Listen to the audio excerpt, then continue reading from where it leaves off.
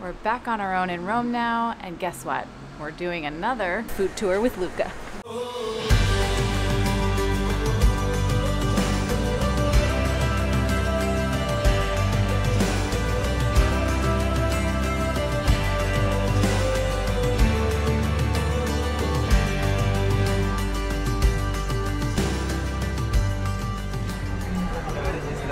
Hi. How are What's you? up? Good? Good to see you. Hi, again. and we'll start here. First of all, this neighborhood is called Testaccio. It's considered by the locals the foodie area, okay, for more than one reason. The first one was the massive city port the Romans had was down there. If we continue walking, and it's going to be part of our tour going in that direction, you'll see the river, not even in 3 minutes walking.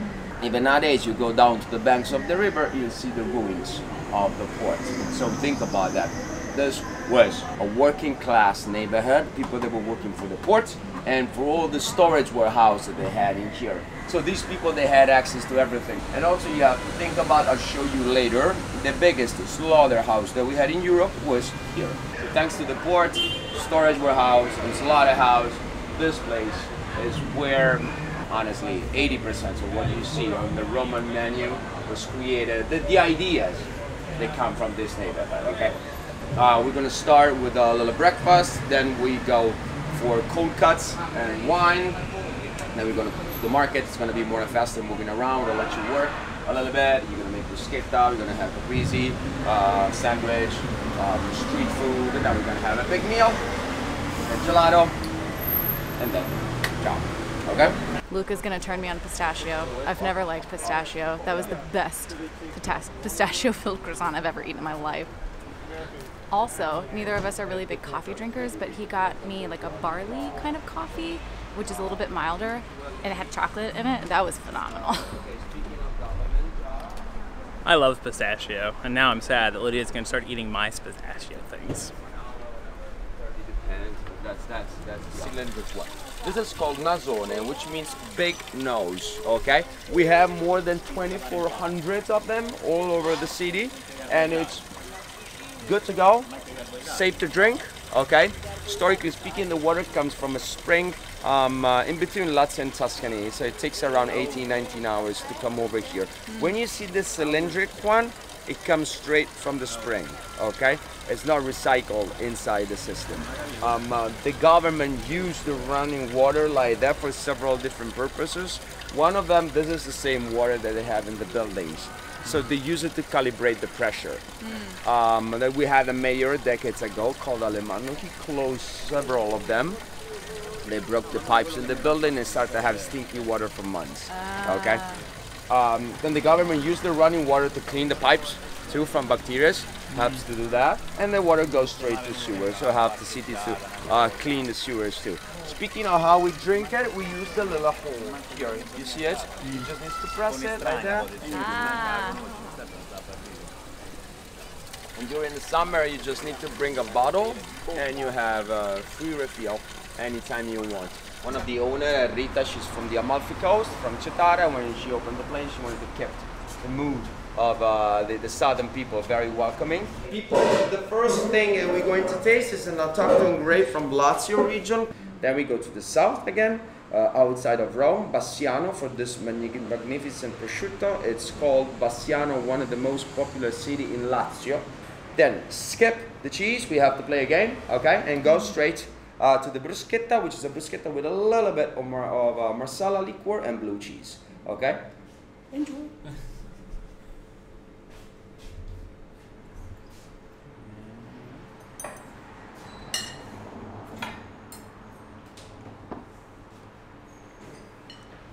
That's yummy. It's super creamy.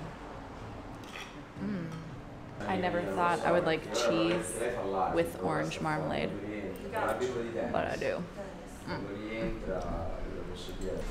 Okay, this is Parmigiano Reggiano. Okay, don't eat it. Wait. So far, my favorite's still the cheese I want to marmalade. let you taste this. As an historical producer of chocolate in Sicily, they took the recipe from the Mexican, the Azteci. Okay, what they do share in Mexico and Sicily, the heat. So Sicilians, they were looking for a recipe that you could make a chocolate that won't melt. This one is slowly churned, okay, like a gelato, ciao bello mio. So you can literally put it in your pocket and it won't melt. There's no milk, no cocoa butter, okay? The beans are slowly churned. In this case, you, as I said, you're gonna have a flavor of white pepper and it has sugar crystal inside. The last thing we tried was chocolate, and we tried a white pepper chocolate, which was phenomenal. So we bought 4 flavors. We got the white pepper, orange, nutmeg, and sea salt.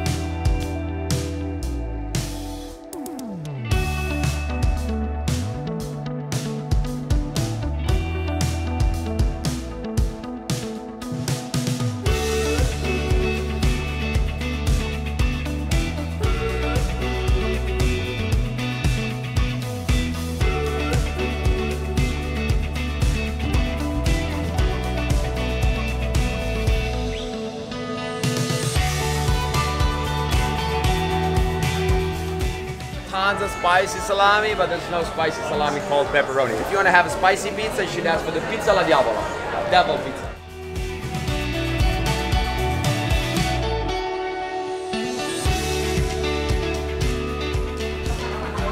There we go, like the Japanese. He's Daniele, people, and she's Claudia. Grazie.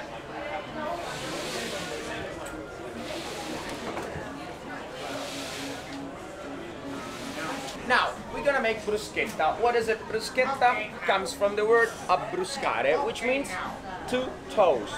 Whatever you have in your fridge, you just need to put it all over a little piece of toasted bread, and you're gonna have bruschetta, okay? We're having bruschetta, and I don't really like raw tomatoes. So Billy is getting a kick out of watching me eat this. But I'm trying it, dang it. Maybe I'll love it.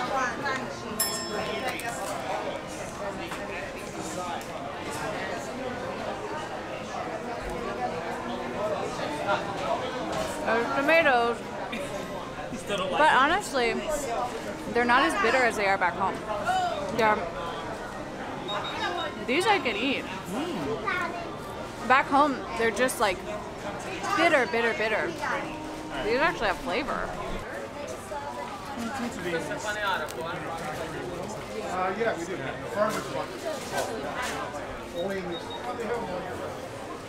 That's delicious.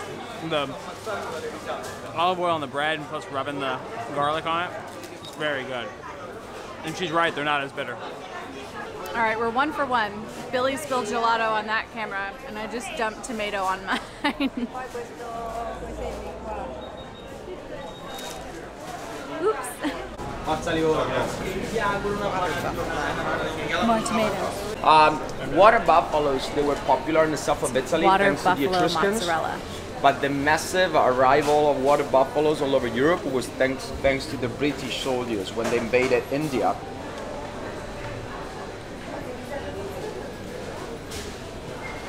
So how would it say on a menu? What do you mean? We call it In a bufala. restaurant. Bufala.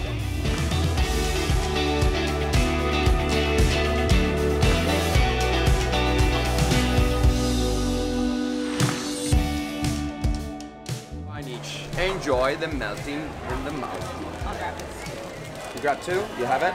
Are you good? Yeah. Okay. Now we're gonna drink beers, okay? We have a nice local mountain brewery. It's a lager, not filtered, with a kick of hop in the end.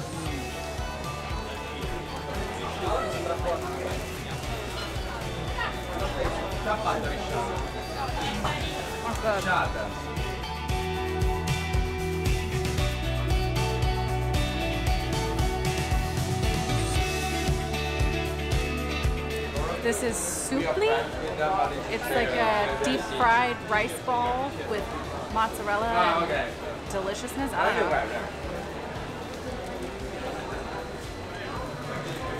This This is my new favorite food. That's delicious.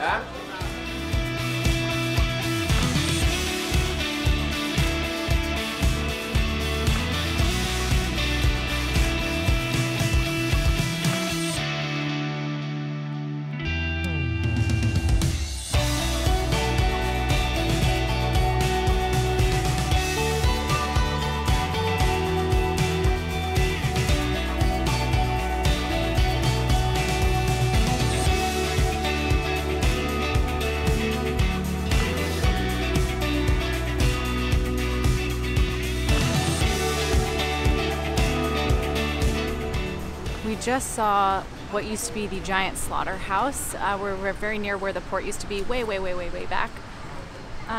Behind us is a hill where the Romans put all of their old used pots, like all the shards of pottery from the pots.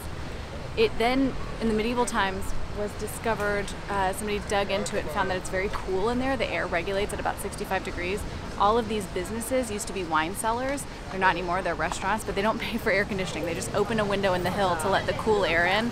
We're gonna go have lunch in one of them. A little museum, speaking of that, and to show people the inside. But that's the inside of the hill. Wherever you go, it's like that. And also you have to think about, this is the level of Rome now. You have to think the level of at least the river, 7-8 meters below that. So it was a pretty high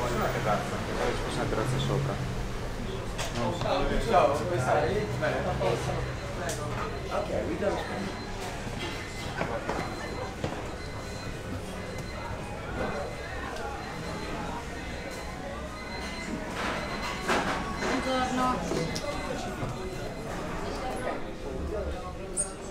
Ciao, buongiorno.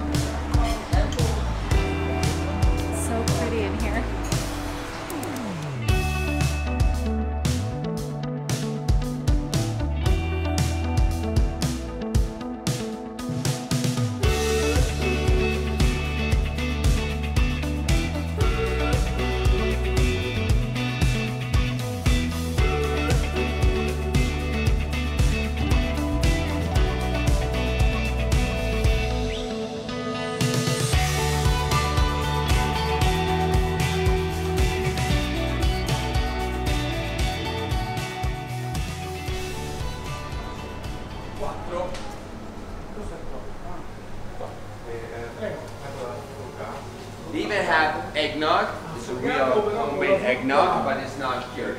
It's down there. I got lemon and orange sorbet, and Billy got hazelnut and pistachio gelato. Oh, Billy's gonna sneeze. Don't sneeze near your food. Okay. It's delicious. You can't go wrong. There it is. Bless you.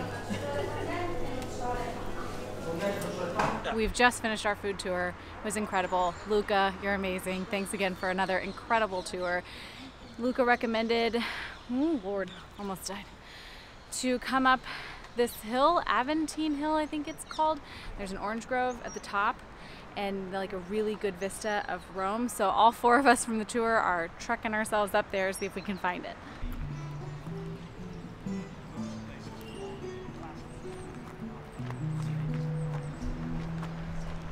It's a bit of a climb, but it's worth every step.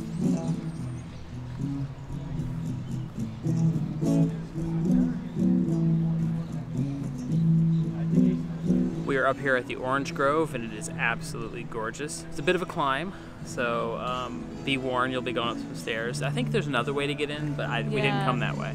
There's a guy playing guitar up here. I mean, you've got a view, you've got benches, you're kind of in nature because of the Orange Grove. It's truly beautiful. It's and gorgeous. I'm gonna let Lydia tell you about the optical illusion. From the terrace here, you can see St. Peter's Basilica, and if you're standing at the edge of the terrace, it looks pretty small, but as you walk backwards all the way to the other side of the Orange Grove, St. Peter's Basilica looks like it gets bigger and bigger and bigger and bigger. It's really, really cool. We kind of wanted to try to film it for you, but it's too busy. Here we can't walk backwards in one straight line, but it's really cool to come up here and see that. But honestly, the best part is just how peaceful it is up here. So we're gonna relax up here for a little while. I think we're just gonna take a break, enjoy the scenery, enjoy the fresh air, the breeze, the trees. Music. All of it.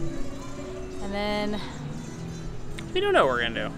if I had to guess though, probably go back to our Airbnb and get some much needed downtime. We are pretty exhausted. We've been going pretty hard since Korea, so we're thinking we maybe just take the evening off. So this may be it for us for today, but Our relaxing starts here at the Orange Grove.